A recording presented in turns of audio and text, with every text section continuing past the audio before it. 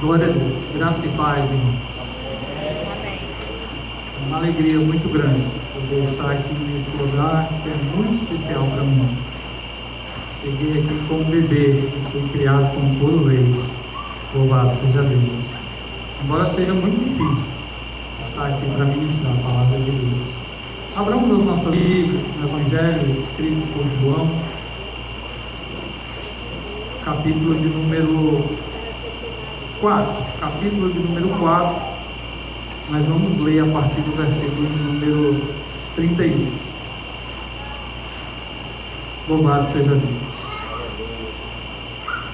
Se ligue com o céu, se ligue com o Senhor. Não tem nada de especial. Espere Deus falar com você nessa noite.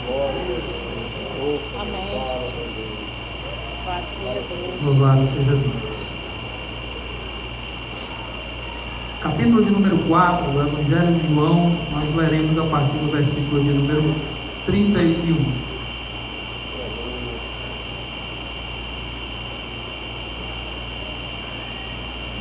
Amém? Amém. Glória a Deus. Diz-nos assim a palavra de Deus. Nesse interim, os discípulos lhe rogavam: Rabi, come. Mas ele lhes disse: uma comida tenho para comer, que vós não conheceis. Então os discípulos diziam uns aos outros: será que alguém lhe trouxe comida? Jesus lhes disse: a minha comida é fazer a vontade daquele que me enviou e realizar a sua obra. Não dizeis: ainda há 4 meses até a ceifa? Eu vos digo: erguei os vossos olhos e vede os campos, já estão brancos para a ceifa. O ceifeiro recebe desde já o seu salário, e desde já ceifa a colheita para a vida eterna. E assim se regozijam tanto o semeador como o ceifeiro. Pois é verdadeiro ditado: um é o semeador e outro é o ceifeiro.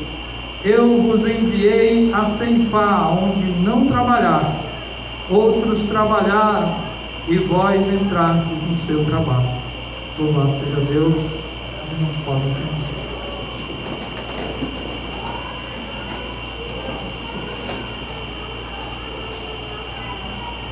Meus queridos irmãos, foi Jesus que disse em Atos, capítulo de número 1, versículo de número 8, os irmãos estão já bem a par, que a obra missionária, ela é extensa, que a igreja deveria chegar com a sua mensagem, com o evangelho, até os confins da terra. A igreja deve ao mundo inteiro a palavra de Deus. Mas havia um ponto aonde iniciar, havia um lugar, havia um local para começar esta pregação. Jesus disse: comecem por Jerusalém, Judéia, Samaria e aí até os confins da terra. E de fato, irmãos, a igreja obedeceu, começou em Jerusalém. Diz-nos no livro de Atos, no capítulo de número 2, que depois que aqueles irmãos foram cheios do Espírito Santo, ali estavam quase 120 irmãos, e que veio sobre eles o Espírito Santo, e eles falaram em línguas, as multidões se ajuntaram a eles, e Pedro, cheio do Espírito Santo, lhes apresentou a mensagem de Jesus Cristo. E naquele dia, diz, ali no capítulo de número 2, que quase 3.000 vidas, quase 3.000 pessoas creram no Senhor Jesus, quase 3.000 pessoas foram salvas. Louvado seja Deus. No capítulo de número 3 de Atos, a Bíblia diz que Pedro, mesmo Pedro e também João iam ao templo, à hora da oração, e um homem coxo lhes pede uma esmola, e eles dizem àquele homem que prata nem ouro eles tinham naquele momento, mas havia neles o poder de Deus recebido em Atos capítulo 2, e isso eles dariam. e ordenaram que, em nome de Jesus, aquele homem coxo se levantasse, aquele homem coxo andasse.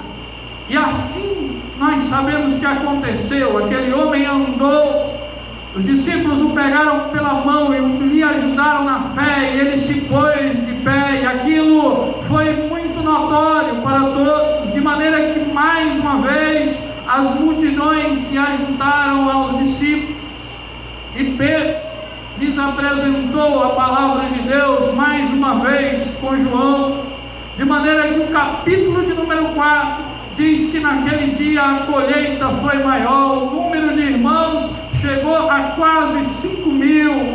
Bendito seja Deus, bendito seja Deus.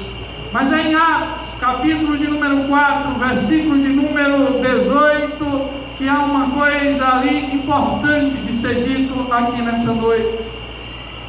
Por conta disso, os discípulos foram presos, os discípulos passaram uma noite, os apóstolos, melhor dizendo, passaram uma noite na prisão, e no dia seguinte as autoridades religiosas os ajuntaram para uma conversa, e eles, diz a Bíblia, Pedro, cheio do Espírito Santo, apresentou o Evangelho àquelas autoridades também, mas endurecido eles disseram que os discípulos não deveriam falar, não deveriam mais pregar.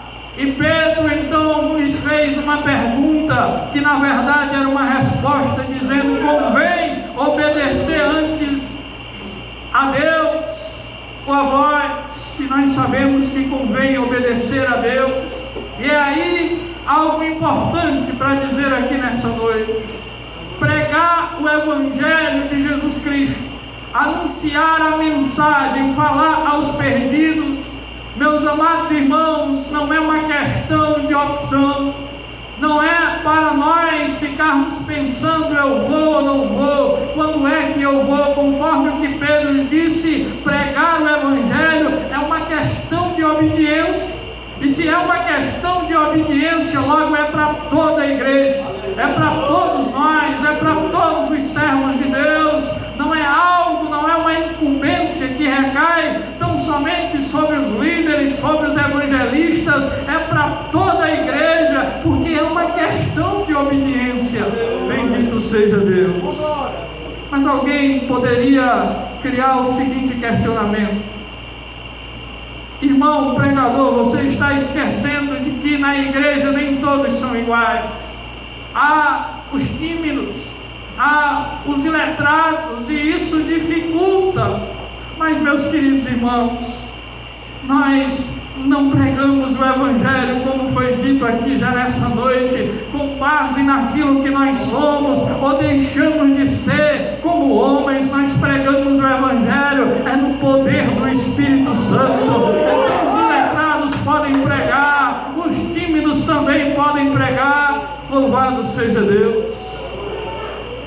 Na segunda carta que o apóstolo Paulo escreveu a Timóteo, no capítulo de número 1, versículo de número 6 e 7, Paulo diz que Timóteo deveria despertar, exorta ele a que desperte o dom de Deus. E o apóstolo Paulo diz: tu recebeste pela imposição de minhas mãos. Em seguida Paulo diz que Deus não nos deu espírito de timidez, isso a gente já tem, mas Ele nos deu espírito de poder, de amor, de ponderação. Depois que Paulo diz que Timóteo deveria despertar o dom de Deus, ele diz por quê? Por que Timóteo poderia responder à altura a exortação do apóstolo Paulo? Porque a ele havia sido dado o espírito de poder. Bendito seja Deus. No capítulo 4 da segunda carta de Paulo aos Coríntios, Paulo diz que esse tesouro está em vaso de barro, que somos nós, para que a excelência do poder seja de Deus e não de nós. Por isso é para toda a igreja, porque toda a igreja no poder do Espírito Santo pode pregar o Evangelho. Louvado seja Deus, bendito seja Deus. Meus queridos irmãos, eu sou muito tímido, muito, mas é muito tímido. Aliás, não sou tímido não, tímido é alguma coisa mais evoluída, eu sou matuto mesmo. Agora há pouco, de tão nervoso, eu estava apertando aqui por baixo para saber se as minhas pernas estavam aqui, eu sentindo-se indo de mim nesse momento tão crucial. Medroso, irmão, eu sou. Quando o evangelista me fez o convite, eu disse: meu Deus, estou tão verdinho ainda, podia demorar mais um pouco, mas meus queridos, vocês querem saber de uma coisa? Covarde eu não sou não, covarde não, irmão, covarde não. Nós temos recebido o Espírito de Deus, o poder nos foi concedido. Agora nós só temos que dizer: Senhor, eis-me aqui, usa-me conforme a tua vontade. Bendito seja Deus. Bendito seja Deus. No Evangelho de Lucas, irmãos, no capítulo de número 4, ali a partir do versículo de número 16, é dito que Jesus foi ungido pelo Espírito Santo. Aliás, ele faz menção do livro do profeta Isaías, de uma profecia do livro do profeta Isaías, e ele aplica a ele, dizendo que o Espírito Santo ungiu para que pudesse pregar aos cativos, dar vista aos cegos e anunciar o ano aceitável do Senhor. Que homem se compara a Jesus? Que homem pode ser comparado como homem a Jesus? Nenhum. A Bíblia diz que nele não se achou pecado.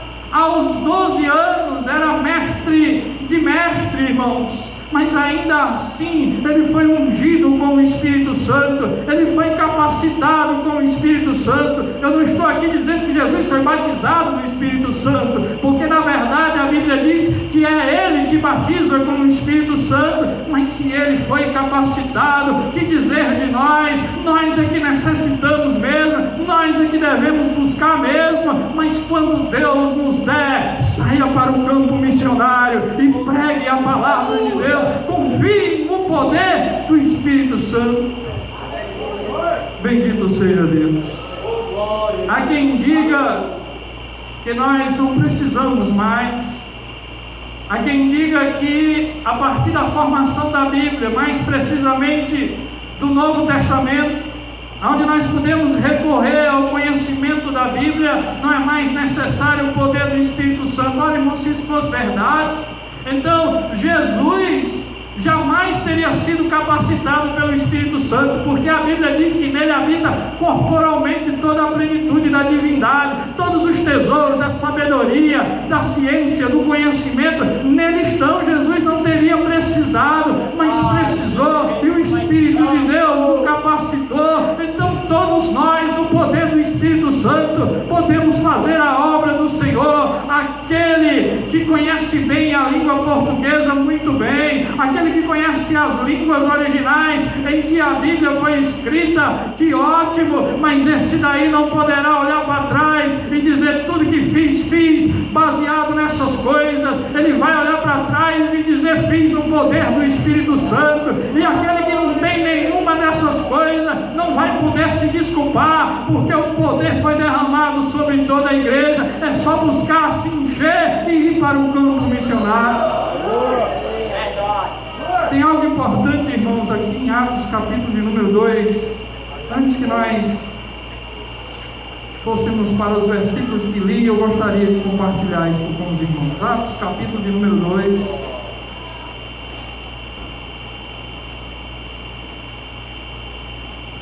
Louvado seja Deus. No versículo de número 17, o Espírito de Deus, irmãos, ele igualou toda a igreja, ele nivelou toda a igreja, mas ele nivelou por cima. Você quer ver aqui uma coisa interessante? Diz assim, o versículo de número 17, Pedro fazendo menção de Joel, capítulo de número 2, ele diz assim: nos últimos dias, diz Deus, do meu Espírito derramarei sobre toda a carne. Os vossos filhos e as vossas filhas profetizarão. Me deixe parando, e falando e parando. Os vossos filhos e as vossas filhas profetizarão. A primeira barreira que caiu aí foi a sexual. Nós não cremos que a mulher possa exercer os ministérios ordenados, mas aqui é dito que a mulher cheia do Espírito Santo, filho e filha, e a mulher pode pregar. Aliás, o Espírito Santo igualou ao homem. Ela pode evangelizar, ela pode orar e esperar Deus curar, ela pode repreender os demônios. Igualmente o homem, ele vem sobre filhos e filhas. Bendito seja Deus. Na continuação é dito o seguinte, ainda no versículo de número 17: os vossos jovens terão visões, e os vossos velhos sonharão sonhos. Aqui, irmãos, a faixa etária foi desfeita. Os jovens são aqueles que costumam dizer assim: ah, irmão, eu sou novo demais, sou muito inexperiente, não dá para ir agora não dá para pregar agora não. Meu querido irmão, quero te dizer uma coisa: experiência a gente adquire no campo missionário, erra aqui, erra ali, mas Deus vai nos ensinando, vai nos dando graça. Quando comecei a pregar, confesso que não sabia direito concatenar as palavras, como falar, mas Deus dava graça, Deus ajudava. Daqui a pouco a gente olhava e via lágrimas descendo e pensava: está funcionando, Deus está operando, é Deus que opera. Aleluia. Tem um procedimento trabalhista, irmãos, que eu não entendo, não compreendo, não aceito, né? O jovem chega com aquele currículo que satisfaz todos os requisitos que a empresa pede, mas no final é dito que você não pode ficar porque não tem experiência. Como é que o jovem vai ter experiência se não der a ele trabalho? Dá a ele trabalho. Daqui a pouco você vai ter um jovem forte, bonito e experiente. Agora na obra de Deus é diferente. Se você chegar para os pastores dizendo: sou novo demais, mas quero fazer a obra, eles não vão mandar você para casa não. Está aí o campo missionário, pode ir, pode pregar, é lá que se adquire experiência. O missionário tem que ser forjado é no calor da batalha. Bendito seja Deus, bendito seja Deus. Mas é dito ainda o seguinte, no versículo de número 18: e também do meu espírito derramarei sobre os meus servos e as minhas servas naqueles dias, e profetizarão. Gostando disso aqui, irmão, que é outra barreira que cai por terra pelo poder do Espírito Santo, é a social. É a social, é como eu já disse, meus amados irmãos, ter muito conhecimento, ter muita sabedoria das ciências humanas, de teologia, é uma bênção, é uma maravilha, mas aquele que não conhece estas coisas, saibam, Deus tem poder para você, você tem uso, aleluia, você é útil, pode ser útil, se encha do Espírito Santo de Deus. Naqueles dias, irmãos, escravo não tinha valor, escravo era alguém a ser descartado, muitos até consideravam verdadeiros animais, tão somente para trabalho servia. E aqui é dito: sobre os meus servos, sobre os humildes, sobre os escravos virá o Espírito Santo e eles terão uso. Bendito seja Deus. Não há desculpa, irmãos, para a gente fazer a obra de Deus. Não tem desculpa, todos nós somos convocados por Deus. Glória a Deus. Dito essas coisas, irmãos, vamos ver algumas verdades no texto que li, João capítulo de número 4. Vejamos algumas verdades sobre missões. Louvado seja Deus. Versículo de número 34. Jesus lhes disse: a minha comida é fazer a vontade daquele que me enviou e realizar a sua obra.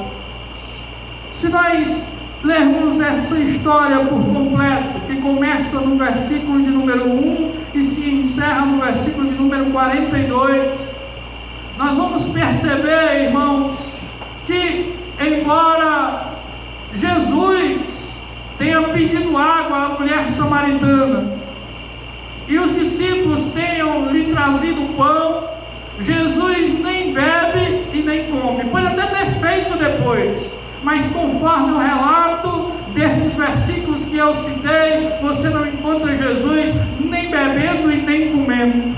Isso porque, irmãos, ele estava satisfeito. Satisfeito com o quê? Satisfeito em ganhar a alma daquela mulher. Deu trabalho, ele falava uma coisa, ela interpretava de modo material, mas até chegar o instante em que Jesus lhe fala, lhe toca o coração, aquela mulher é salva, sai na carreira, mete o pé na carreira para a cidade de Sicar falar de Jesus, e traz a Jesus uma multidão, e Jesus estava satisfeito com isso. Meus amados irmãos, pregar o Evangelho traz alegria, dá alegria ao nosso coração, nos torna plenos e satisfeitos.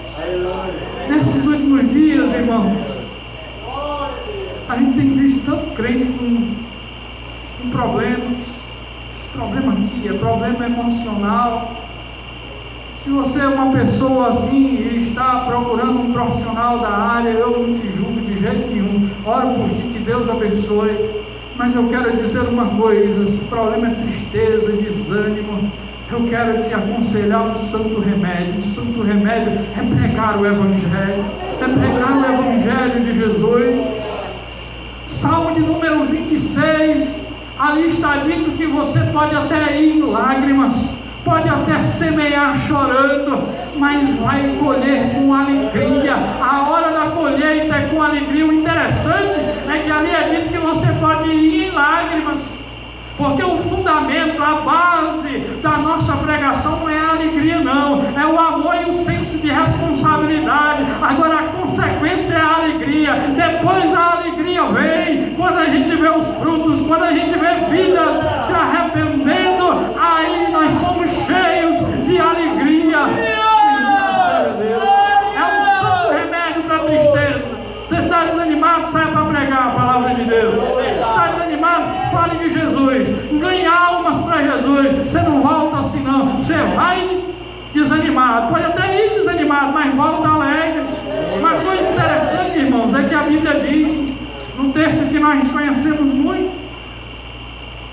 que quando um pecador se arrepende, há festa no céu, os anjos cultuam a Deus, se alegram diante de Deus. Agora imagine os anjos fazendo festa nos céus por uma alma que eu ganhei, e eu triste, melancólico, com catapora na alma. Não tem isso não, irmão. É eles lá cultuando a Deus e nós nos alegrando aqui. Com todo respeito aos anjos, eles podem se alegrar, podem festejar, podem glorificar a Deus, mas depois de minha alma quem ganhou foi eu. Eu vou me alegrar com o meu Senhor, e uma alma ganha na fila da alegria. Eu primeiro, você primeiro. Prega o Evangelho.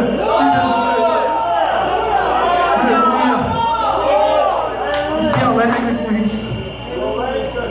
Jesus não comeu pão e não nem bebeu água.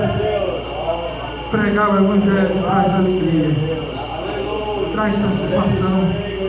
Pode conversar ali com o pastor Eladio, que está capacitado para isso. Pergunte a ele qual dos grandes avivalistas, dos grandes pregadores, ganhadores de almas, tinha tempo para tristeza. Tinha não, estava sempre ganhando almas, sempre se alegrando. Louvado seja Deus, bendito seja Deus.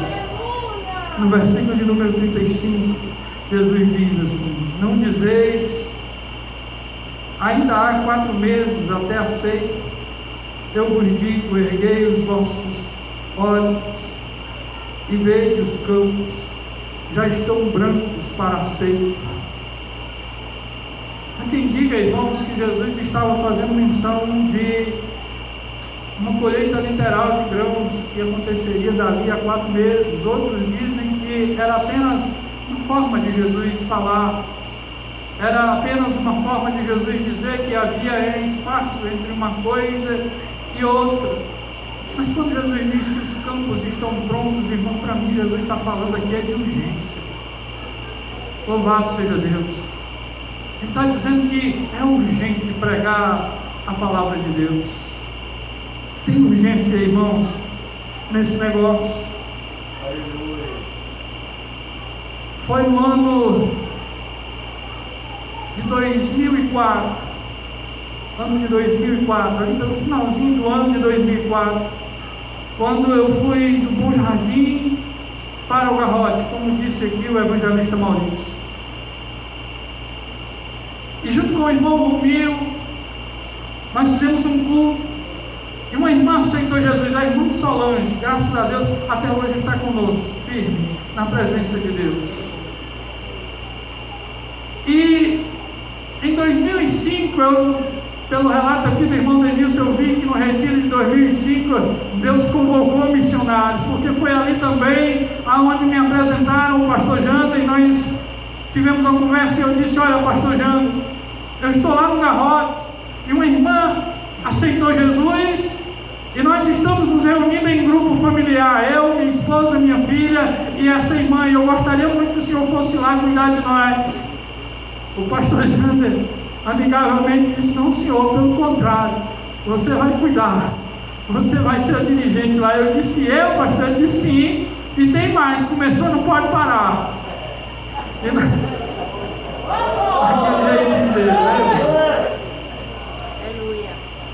E nós começamos, irmãos, a fazer a obra lá no Garrote. E Deus foi abençoando. Deus foi abençoando. Vidas foram se convertendo. Mas eu continuava aqui trabalhando em Fortaleza. Trabalhei 11 anos em um prédio ali na Barbosa de Freitas. Era difícil porque chegou um instante que eu tive que vir morar novamente. E passávamos a semana aqui trabalhando, tínhamos um dia de folga que era o domingo, voltávamos para o Garrote para fazer a obra, chegávamos pela manhã, fazia a oração, à tarde evangelismo, à tardezinha, já chegando à noite, fazíamos o culto e retornávamos para cá novamente.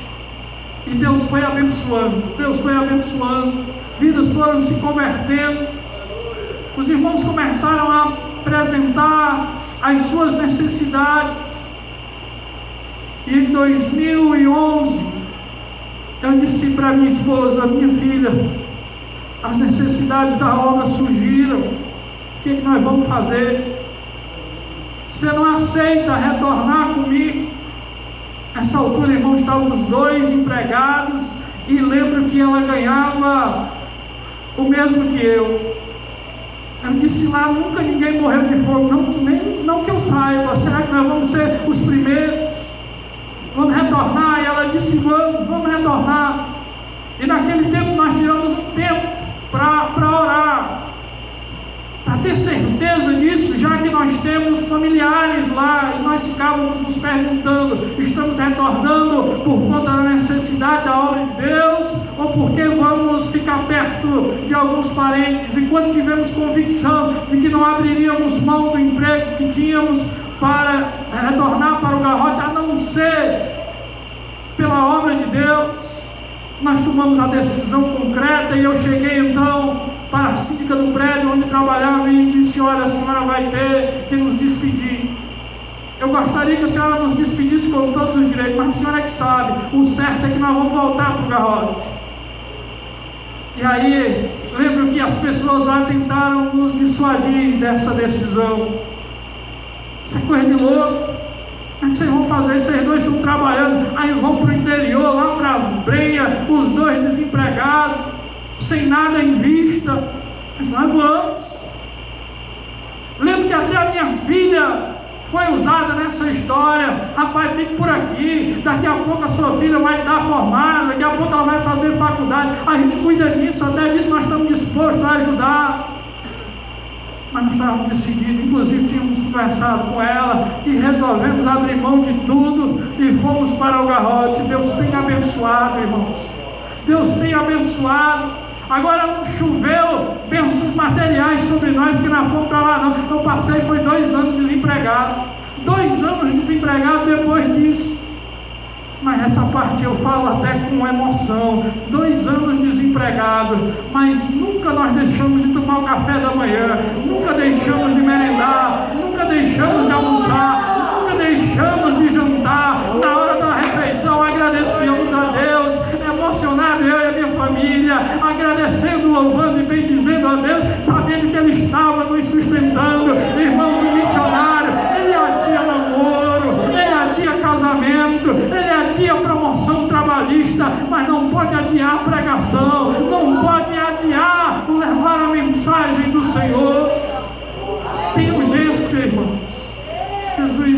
dizendo, os campos estão aí prontos para ser colhidos. Tem urgência. Eu lembrei-me agora de D.L. Moody, que pregando na cidade de Chicago, os irmãos, se eu errar aqui me corrijam no final, ele trouxe no sermão uma mensagem e disse que os seus ouvintes tinham uma semana para ponderar aquela mensagem, voltariam no domingo próximo para dar uma resposta daquilo que haviam ouvido.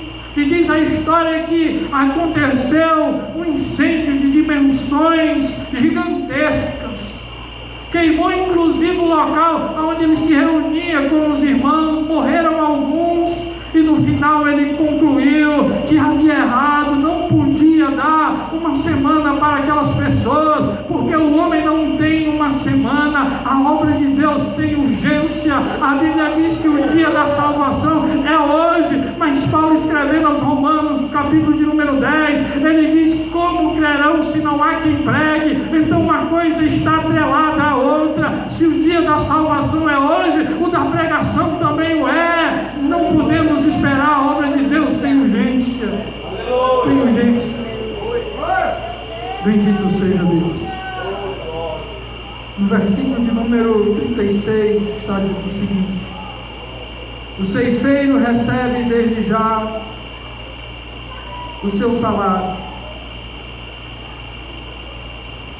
O ceifeiro recebe desde já o seu salário, desde já ceifa a colheita para a vida eterna, e assim se regozijam tanto o semeador como o ceifeiro. Nesse versículo aqui, como em toda a Bíblia, mas nesse versículo aqui não tem lugar para a teoria da prosperidade não, irmãos. Nosso galardão é lá em cima, é na vida eterna. Tem coroa para o crente aqui embaixo não, aqui embaixo tem uma pá e uma enxada. Vá trabalhar.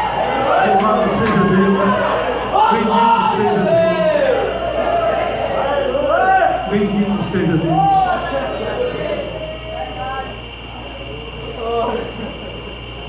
Vamos acelerar. Versículo 37. Pois é verdadeiro ditado: um é o semeador e o outro é o ceifeiro. Eu vos enviei a ceifar onde não trabalhar, os outros trabalharam e vós entrastes no seu trabalho. Na verdade, irmão, Jesus é o semeador. Jesus foi quem semeou a sua palavra. Aliás, Jesus é mais do que o semeador, ele é a semente que caindo correu e germinou. Louvado seja Deus. E nós os ceifeiros, irmão, nós aqui somos os ceifeiros. Se pregarmos o Evangelho, Deus garante os resultados. Deus garante os resultados. Eu não creio, claro, na doutrina da predestinação, onde indivíduos, pessoas são predestinadas e outras não, mas pessoalmente eu creio na predestinação de frutos, de resultado. Nós pregamos e Deus garante os resultados. Louvado seja Deus. Não me lembro em quais das congregações de Calcaia eu trouxe uma mensagem certa vez, não consigo me recordar aqui. Mas ao final daquela mensagem, não sei se já aconteceu com os outros pregadores, eu estava meio frustrado, porque achava que não havia dito tudo que gostaria, e saí dali um pouquinho frustrado. Passou algum tempo, também não me recordo quanto tempo, e um irmão me procurou também em determinado lugar e disse: você é o irmão Edlardo? Eu disse: sou eu mesmo. Aí ele disse: irmão, eu quero agradecer. Eu disse: pelo quê, meu irmão?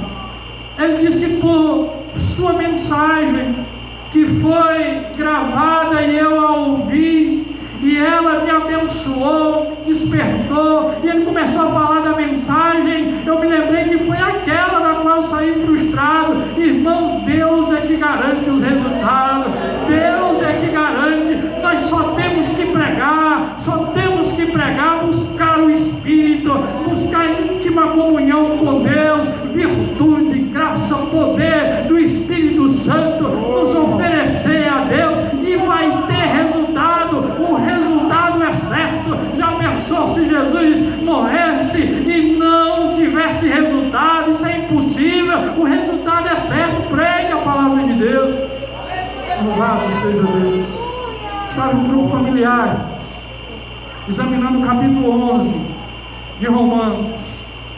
E de repente começamos a nos queixar. Eu era o principal, eu estava puxando o couro. Então, como é que pode Israel nesse instante, os judeus desviados, conforme o texto deles descendo de Cristo, segundo a carne? Eles ouviram o Evangelho da boca do próprio Senhor Jesus Cristo, depois dos discípulos cheios do Espírito Santo. E agora a situação é essa. Aí depois eu me repreendi, irmãos. Essa não é a forma correta de olhar para os judeus, não. Sabe qual é a forma correta de olhar para os judeus? É Atos capítulo de número 1, quase 120 cheios do Espírito Santo. Atos capítulo de número 2, quase 3.000 vidas para Jesus. Atos capítulo de número 4, quase 5.000 vidas para Jesus. Antes Paulo tinha falado que quase mais de 500 irmãos haviam sido testemunha da ressurreição de Jesus. Atos capítulo de número 8, toda a cidade de Samaria se rendeu a Jesus pela pregação de Filipe. E para fechar com chave de ouro, o Apocalipse diz que tem 144.000 judeus reservados e guardados para Deus. Pregue e Deus garante os resultados. Resultados é com Deus. Louvado seja Deus. Bendito seja Deus. Eu não sei se estou passando do tempo, irmãos, mas eu vou encerrar por aqui.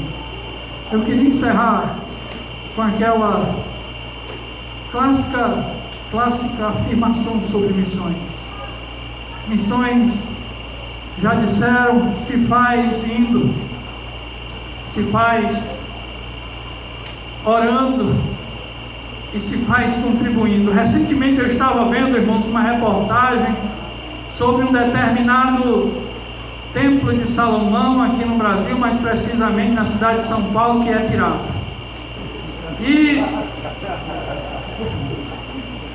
era apresentado, irmãos, com muito orgulho, um líder religioso dizia: isso aqui é isso aqui representa aquilo ali, isso aqui é símbolo disso aqui, está lá no versículo tal, e ficava como se aquilo ali fosse o próprio templo de Salomão. Depois aquilo era apresentado como ponto turístico.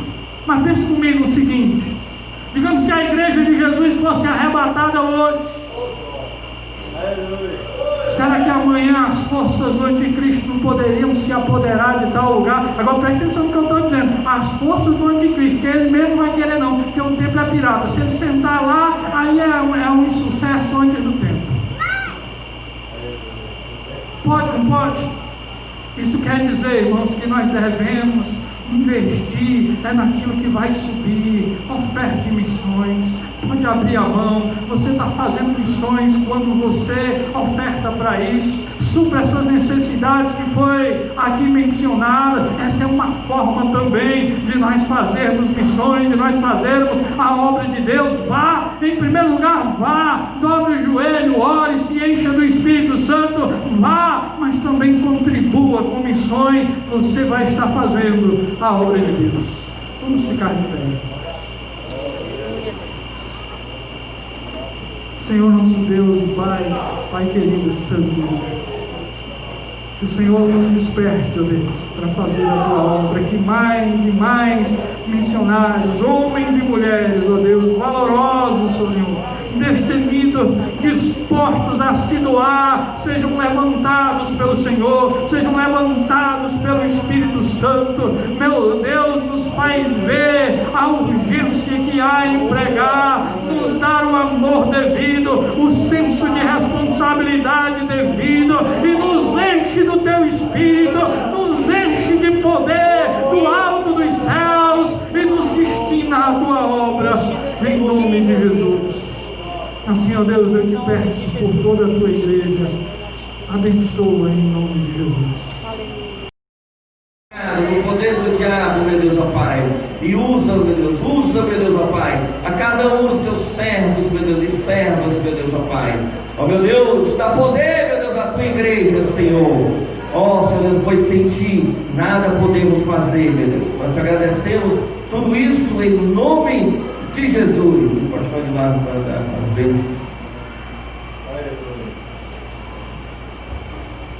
O amor de Deus, nosso Pai, a graça de Jesus, seu Filho, e a comunhão do Espírito Santo seja com toda a igreja, hoje e sempre. Amém e amém.